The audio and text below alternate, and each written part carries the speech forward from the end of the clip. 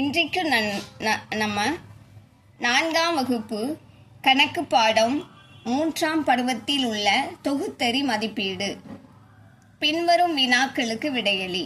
சரியான விடையை தேர்ந்தெடு. ரூபாய் 100க்கான பண மதிப்பு வகைப்பாடு எது? விடை 50 ரூபாய் கூட்டல் 20 ரூபாய் கூட்டல் 10 ரூபாய் கூட்டல் 10 ரூபாய் கூட்டல் 10 ரூபாய். 6 லிட்டர் என்பது டேஸ் மில்லி லிட்டர். விடை 6000 milli litre. 7 litre 700 milli litre என்பது டேஸ் மில்லி லிட்டர். விடை 7700. 100 ரூபாய் கூட்டல் 2 ரூபாயின் மதிப்பு டேஸ். விடை 102 ரூபாய். அன்புவிடம் 50 ரூபாய் 10 ரூபாய் 10 ரூபாய் 5 ரூபாய் 2 ரூபாய் 1 ரூபாய் உள்ளது. அவனிடம் உள்ள தொகை டேஸ். விடை 78 ரூபாய். விடை காண்க. 150 கூட்டல் 49. 150 49 கூட்டும் போது விடை 199. 79 கூட்டல் 165. விடை 79 கூட்டல் 165. விடை 244. ஒரு அடுக்குமாடி குடியிருப்பில் 55 ஆண்கள் 60 பெண்கள் மற்றும் 125 குழந்தைகள் வசிக்கின்றனர் எனில் அக்குடியிருப்பில் வசிக்கின்றவர்கள் மொத்தம் எத்தனை பேர்? விடை 55 ஆண்கள் 60 பெண்கள் குழந்தைகள் 125. எல்லாத்தையும் கூட்டும்போது மொத்தம் 240 பேர்.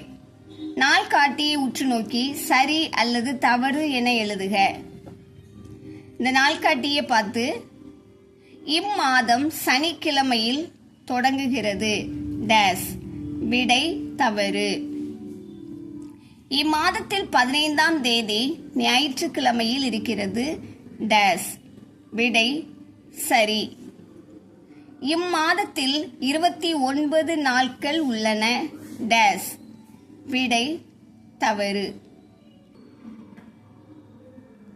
இம்மாதத்தில் 5 திங்கட்கிழமைகள் உள்ளன. விடை தவறு. இம்மாதத்தில் 4 வாரங்கள் உள்ளன. விடை சரி. விடை காண்க. Litre milli litre. 7 litre 500 milli litre. 1 litre 200 milli litre. கழிக்க சொல்லியிருக்காங்க. விடை 6 litre 300 milli litre. 9 litre 500 milli litre கழித்தல் 6 லிட்டர் 250 மில்லி லிட்டர். விடை 3 லிட்டர் 250 மில்லி லிட்டர். குடத்தில் இருந்த 8 லிட்டர் 550 மில்லி லிட்டர் தண்ணீரில் 4 லிட்டர் 150 மில்லி லிட்டர் சமையலுக்கு பயன்படுத்தப்பட்டது. குடத்தில் மீதமுள்ள தண்ணீரின் அளவு எவ்வளவு? 8 லிட்டர் 500 மில்லி லிட்டர் கழித்தல் 4 லிட்டர் 150 லிட்டர். விடை 4 லிட்டர் 400 மில்லி லிட்டர். சுற்றளவை காண்க. சதுரம் 3 சென்டிமீட்டர் 3 சென்டிமீட்டர். இதன் சுற்றளவு எல்லா பக்கமும் சமம் 3 சென்டிமீட்டர். விடை 12 சென்டிமீட்டர். சிறிய சதுரம் ஒவ்வொன்றின் பக்க அளவும் 1 சென்டிமீட்டர் எனில் நிழலிடப்பட்டுள்ள வடிவத்தின் சுற்றளவு டேஸ். விடை 16 centimetre.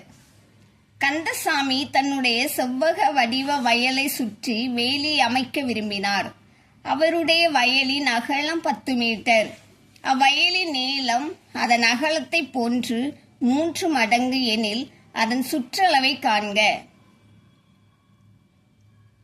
10 centimetre 10 centimetre 30 centimetre 30 centimetre. செவ்வக வடிவ வயல் எதிரெதிர் பக்கங்கள் சமம். விடை 80 மீட்டர். பின்னங்களை உற்று நோக்கி விடையளி.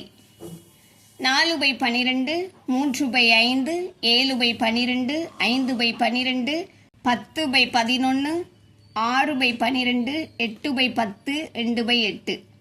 ஓரின பின்னங்களை எடுத்து எழுதுக. இதில் வந்து ஓரின பின்னங்களை எடுத்து எழுத போகிறோம். பகுதி சமமாக இருப்பது ஓரின பின்னம். அப்போ விடை 4/12, 7/12, 5/12, 6/12. அந்த ஓரின பின்னங்களை ஏறு வரிசையில் எழுதுக. இதை வந்து இப்போ நம்ம ஏறு வரிசையில் எழுத போகிறோம். 4/12, 5/12, 6/12, 7/12. கூற்றை நிறைவு செய்யும் ஓரின பின்னங்களை எழுதுக. 6/12 டேஸ் விடை 7/12. 5/12 டேஸ் விடை 4/12. தோராயப்படுத்தி விடை காண்க. 23 மற்றும் 36ஐ அருகிலுள்ள 10க்கு தோராயப்படுத்தி கூட்டினால் கிடைக்கும் மதிப்பு விடை 60. 198 மற்றும் 166ஐ அருகிலுள்ள 100க்கு தோராயப்படுத்தி கழிக்கவும். அவற்றின் தோராய மதிப்பையும் உண்மை மதிப்பையும் எழுதுக. தோராய மதிப்பு 200 கழித்தல் 200 விடை 0. உண்மை மதிப்பு 198 கழித்தல் 166 விடை 32. 72 மற்றும் 45ஐ அருகிலுள்ள 10க்கு தோராயப்படுத்தி பெருக்கினால் கிடைக்கும் மதிப்பை காண்க. 72க்கு தோராய மதிப்பு 70 பெருக்கல் 45க்கு தோராய மதிப்பு 50. பெருக்கும் போது விடை 3500. விடை காண்க. 20 ரூபாய் பெருக்கல் 10 சமம் டேஸ் விடை 200 ரூபாய். ரகுவிடம் 500 ரூபாய் பணத்தாள்கள் இருந்தன. அவரிடம் இருந்த மொத்த தொகை எவ்வளவு? 500 பெருக்கல் 5 சமம் ரூபாய் 2500. 1 கிலோகிராம் தக்காளியின் விலை ரூபாய் 25 எனில் 14 கிலோகிராம் தக்காளியின் விலை எவ்வளவு? இதை நம்ம பெருக்க போறோம். 25 பெருக்கல் 14 விடை 350. விடை காண்க. படம் குறிக்கும் பின்னத்தின் சமான பின்னம் எது? விடை 8/18. 2/8க்கு ஏதேனும் 2 சமான பின்னங்களை எழுதுக. விடை சமான பின்னம் கேட்டிருக்காங்க. சமான பின்னம்னா மேலும் கீழும் ஒரே நம்பரால பெருக்கணும். 2/8 பெருக்கல் இப்போ மேலையும் கீழையும் 2ஆல பெருக்க போறோம். விடை 4/16. அடுத்து 2/8 மேலையும் கீழையும் 3ஆல பெருக்க போறோம். அப்போ விடை 6/24. விடுபட்ட எண்களை காண்க. 2/5 சமம். இப்போ இதுல வந்து விடுபட்ட பாக்ஸை நம்ம நிரப்ப போறோம். இங்கே 4 வந்திருக்கு. 2ல இருந்து நம்ம 2ஆல பெருக்கினா தான் இங்கே 4 வரும். அப்போ அதே போல் மேலே எதை வச்சு பெருக்கிறோமோ அதே நம்பரால் தான் கீழேயும் பெருக்க போகிறோம். அதே 2ஆல் நம்ம கீழே பெருக்கும்போது விடை 10. அதே போல் அடுத்து வந்து இங்கே 25 வந்திருக்கு. எப்படி 25 வரும்னா 5ல இருந்து 5ஆல பெருக்குனாதான் 25 வரும். அதே போல் தான் அந்த 5ஆல தான் நம்ம மேலேயும் பெருக்க போகிறோம். 2ல இருந்து 5ஆல பெருக்கும் போது 10. அடுத்து இங்கே 14 இருக்கு. 14 எப்படி வந்திருக்குன்னா 7ஆல பெருக்கிருக்காங்க. 2 14. இப்போ அதே 7ஆல நம்ம கீழேயும் பெருக்க போகிறோம். 5 பெருக்கல் 7 35. அடுத்து 50 கொடுத்துருக்காங்க. 50 எப்படி வந்துச்சுன்னா 10ஆல பெருக்கியிருக்காங்க. அதே போல் அதே 10ஆல தான் இப்போ மேலே பெருக்க போகிறோம். 2 பெருக்கல் 10 விடை 20. அடுத்து விடை காண்க. 505 வகுத்தல் 5. 505 5ஆல வகுக்கும் போது ஈவு 101 மீதி 0. அடுத்து 612 வகுத்தல் 6. 612 6ஆல வகுக்கும் போது ஈவு 102 மீதி 0. 2240 வகுத்தல் 7. 2240 7ஆல வகுக்கும் போது ஈவு 320 மீதி 0. பற்றுச்சீட்டை நிறைவு செய்து வினாக்களுக்கு விடையளி. தேன்மொழி வாங்கிய பொருட்களின் பற்றுச்சீட்டு. பொருள் பந்து. பந்தோட விலை 90 ரூபாய். 7 பந்து வாங்கியிருக்கா. அப்போ 90ஐயும் 7ஐயும் பெருக்கும்போது மொத்த விலை ரூபாய் 630.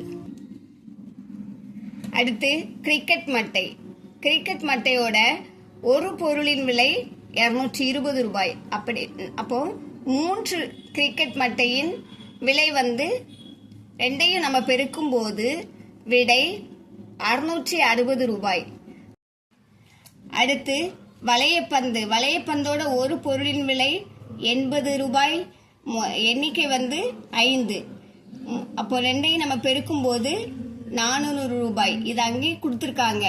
இப்போ மொத்தம் பார்க்கறதுக்கு எல்லா விலையும் நம்ம சேர்த்து கூட்ட போறோம். பந்தோட விலை, கிரிக்கெட் மட்டை விலை, வளையப்பந்து எல்லாத்தையும் நம்ம கூட்டும் போது 1690 ரூபாய். தேன்மொழி கடைக்காரரிடம் 500 ரூபாய் நோட்டு 5 தாள்கள் கொடுத்திருக்கா. அவள் கொடுத்த தொகை எவ்வளவு? அப்போ 500 ரூபாய் பெருக்கல் எத்தனை தாள் கொடுத்திருக்கா? 5. 500ஐயும் 5ஐயும் பெருக்கும் போது விடை 2500 ரூபாய். கடைக்காரர் கொடுத்த மீதி தொகை எவ்வளவு? 2500 ரூபாய் அவள் கொடுத்தது. அவள் வாங்கின பொருள் 1690. 2500 1690 நம்ம கழிக்கும் போது மீதி தொகை 810 ரூபாய். படத்தை உற்று நோக்கி விடையளி. இங்க ஒரு கடலை மாவு பாக்கெட் கொடுத்துருக்காங்க. இக்கடலை மாவின் உற்பத்தி தேதிக்கு முந்தைய நாளின் தேதி. உற்பத்தி தேதி 1/2/2026. காலாவதி தேதி 6/4/2026. இங்க முந்தைய தேதி கேட்டிருக்காங்க. அப்போ 31/1/2026. இக்கடலை மாவின் காலாவதி தேதி திங்கட்கிழமையில் வருகிறது. மாயா இக்கடலை மாவை காலாவதி தேதிக்கு முந்தைய வெள்ளிக்கிழமை அன்று பயன்படுத்தி தீர்த்தார் எனில் அன்றைய தேதியை கணக்கிடுக. விடை 3/4/2026. இதன் உற்பத்தி தேதிக்கும் காலாவதி தேதிக்கும் இடைப்பட்ட நாட்களை காண்க.